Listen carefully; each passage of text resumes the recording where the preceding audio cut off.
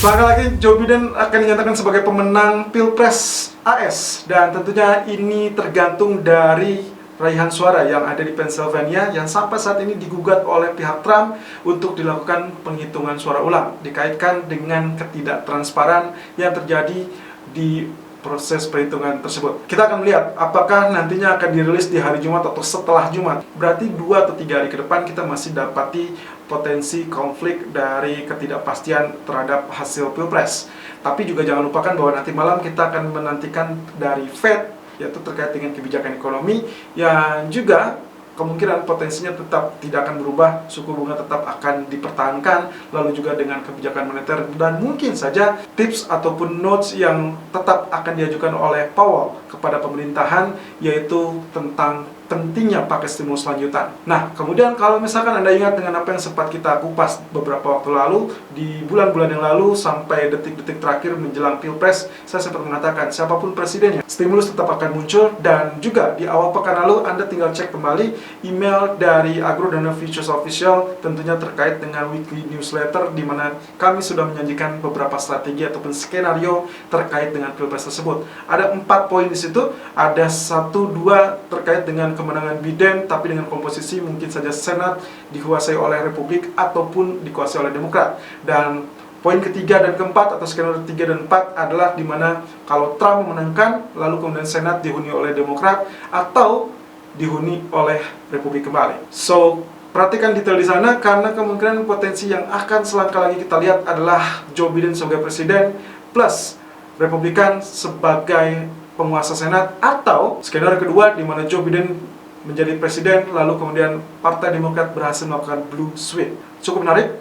Kita lihat technical view untuk kali ini 5 November 2020. Irfan untuk Agrodana.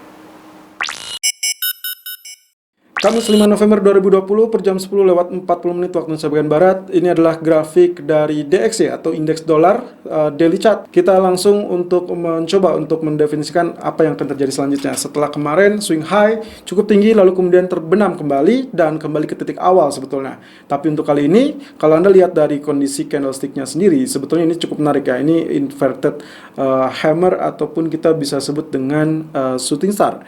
Tapi kalau misalkan setelah dia penurunan atau candle merah seperti ini, seharusnya ini kita tandai sebagai potensial uptrend untuk DXY atau US dollar. Tapi lagi-lagi saya ingatkan bahwa kontestasi Pilpres, perhitungan suara masih tetap menjadi fokus perhatian para pelaku pasar terkait dengan siapa yang akan terpilih nantinya. Sebetulnya tidak perlu khawatir tentang siapa yang akan terpilih, saya lebih khawatir tentang siapa Senat atau siapa yang akan berkuasa di Senat.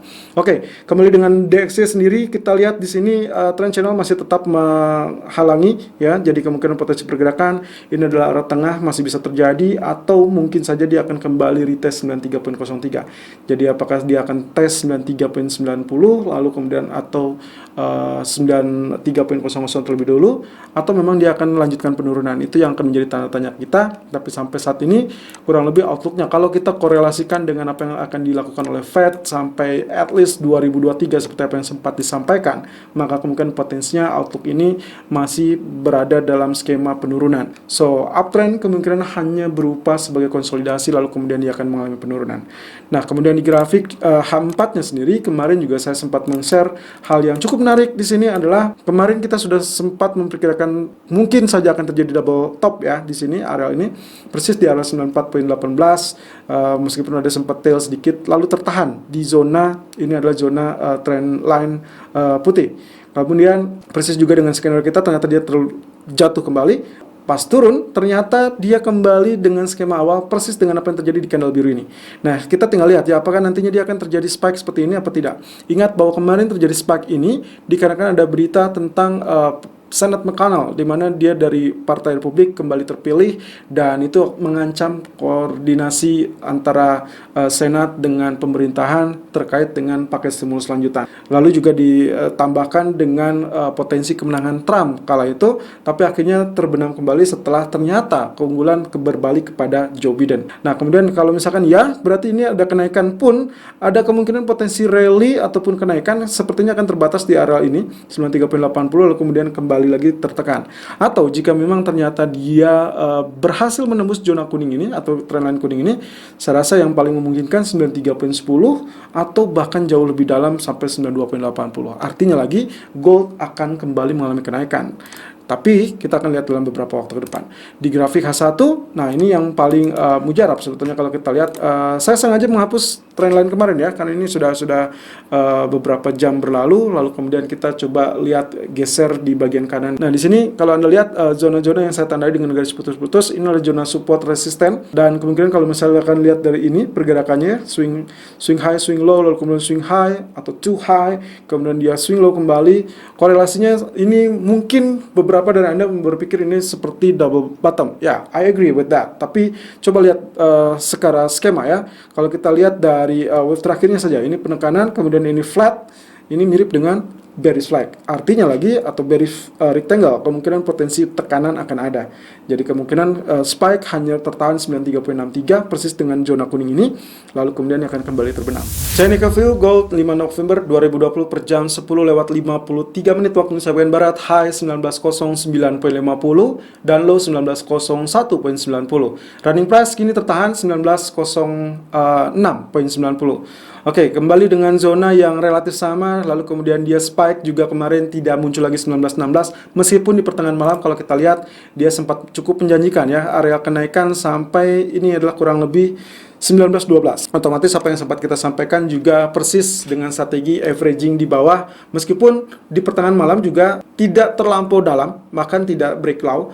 Area low masih tetap bertahan di area 1882, dan di pertengahan malam itu hanya sempat retest di zona 1886 ataupun 1888. Kemudian ada spike sampai 1912 dan terhenti di area 1905 atau bahkan 1904 ya. Dan kali ini kalau kita lihat potensinya, oke, saya sedikit hapus terlebih dulu. 1904 ini adalah zona yang kemarin kita gunakan. Oke, kalau kita lihat dari zona candlestick ini cukup menarik. Potensinya ini sebetulnya kalau kita kategorikan ini long lower shadow, atau bisa juga kita kategorikan sebagai hanging man. Ya, kalau misalkan ingat bahwa saat dia mengalami kenaikan seperti ini, berarti ini adalah hanging man. Yang artinya lagi potensi untuk hari ini akan terjadi tekanan. Nah, atau bisa juga ini akan terjadi fail teman-teman, terkait dengan faktor fundamental, karena kemarin pun ini terjadi karena faktor fundamental. Artinya fokus market akan tetap relatif terfokus kepada hasil perhitungan suara yang sebetulnya sudah bisa ditebak bahwa Joe Biden lah menjadi pemenang. Dan skenario nomor 1 atau nomor 2 di weekly newsletter, Anda tinggal cek email dari Agrona Futures Official, kemungkinan potensinya adalah hal tersebut akan terjadi antara Joe Biden versus Republik, atau Joe Biden plus dengan Demokrat. Yang artinya kalau blue sweep yang terjadi, maka konfirmasinya adalah kemungkinan potensi uptrend akan jauh lebih dominan. Dikarenakan apa? Dikarenakan potensi untuk pembahasan paket stimulus lanjutan jauh lebih besar daripada sebelumnya. Tapi kalau misalkan ternyata Joe Biden dan juga Republik yang menguasai Senat kembali, maka kemungkinan potensinya seharusnya itu akan terjadi kendala terhadap paket stimulus lanjutan, sehingga kemungkinan potensi ini akan terjadi penurunan. Which is, kalau kita gambarkan atau korelasikan dengan candlestick ini, berarti kemungkinan potensi ini, let's say dengan tekanan mungkin akan terjadi. Tapi kabar bagusnya adalah yang terbaru tadi malam dari Senat McConnell mengatakan saat dia sudah terpilih, dan mungkin saja nanti tinggal menunggu apakah dia atau Partai Republik akan kembali mendominasi di Senat atau tidak. Kalau iya, maka dia akan membuka untuk bekerja sama dengan Demokrat untuk membahas paket stimulus lanjutan. So that will be a good news. Jadi artinya skenario nomor 1 yang sempat kita ragukan bahwa emas akan kemungkinan tergelincir terkait dengan terpilihnya Joe Biden dan dikuasai juga, atau Senat dikuasai kembali oleh Republik. Artinya lagi, potensi kali ini bisa saja bearish yang disinyalkan oleh candlestick ini bisa saja gagal. Nah, tapi semua bisa terjadi. Kita tinggal lihat zona yang masih sama, relatif sama, 1920 atau 1916 lebih tepatnya, karena kemarin dia sempat spike 1916. Kemudian zona support masih tetap berada di 1892 dan juga 1872.80 sebagai yang terjauh.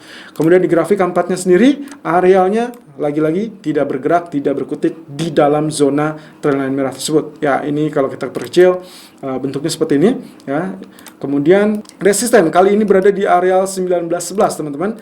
Hati-hati, ada kemungkinan potensi ini harusnya ditembus ya, jadi kemungkinan spike kita akan mungkin melihat zona 1924 atau 1928. Tapi untuk areal supportnya sendiri saya tetap untuk kali ini areal dip yang paling ideal bergerak di areal 1869 dan juga 1872, artinya sedikit bergerak di atas 1 poin saja. Lalu kemudian zona tengah berada di 1897 persis dengan apa yang terjadi kemarin, bahkan tadi pagi pun sempat turun sampai 1901 ya, nyaris.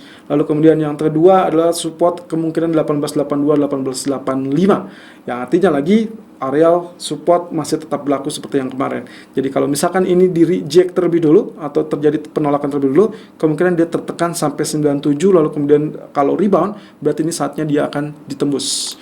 Nah, di grafik H1-nya sendiri ada yang cukup menarik di sini. Oke, kalau misalkan ini saya coba hapus di sini. Saya coba tunjukkan kepada Anda zona yang kita sebut dengan zona ini adalah zona yang mungkin saja akan terjadi symmetrical triangle. Ingat bahwa symmetrical triangle ini berarti ada 50-50 chances atau kesempatan atau peluang 50-50 baik itu antara bullish ataupun bearish.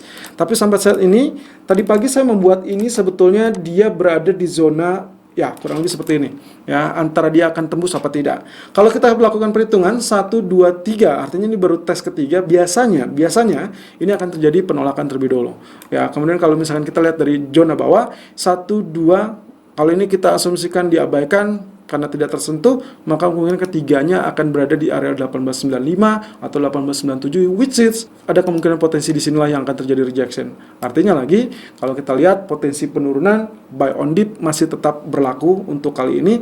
Tapi juga kita lihat ya skenario untuk kemungkinan uptrend, kalau dia ternyata naik atau tembus berarti targetnya adalah setinggi triangle tersebut yang sudah kita lihat ya, kurang lebih seperti ini. Zona target utama untuk uptrend adalah 1943 dan zona target utama untuk downtrend adalah 1861. So kita lihat dari perspektif yang berbeda. Ini kita coba untuk rangkul untuk dua kemungkinan ya, apakah dia akan tembus atas atau tembus bawah.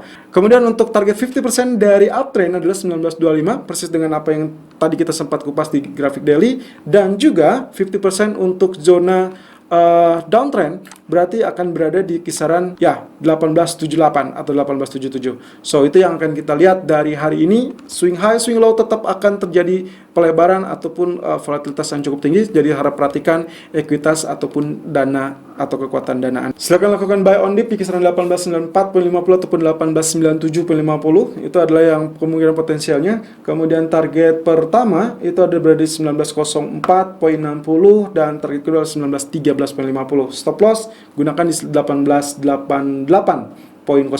Tapi juga hati-hati, ingat bahwa strategi medium term untuk averaging masih tetap untuk dimungkinkan. Perhatikan zona-zona buy ataupun level support psikologis yang sempat kami sajikan di video-video awal pekan ini di hari Senin hingga hari terakhir kemarin di hari Rabu. Selalu gunakan stop loss dan risk management sesuai dengan equity dan strategi trading Anda. Irfan untuk Agrodana.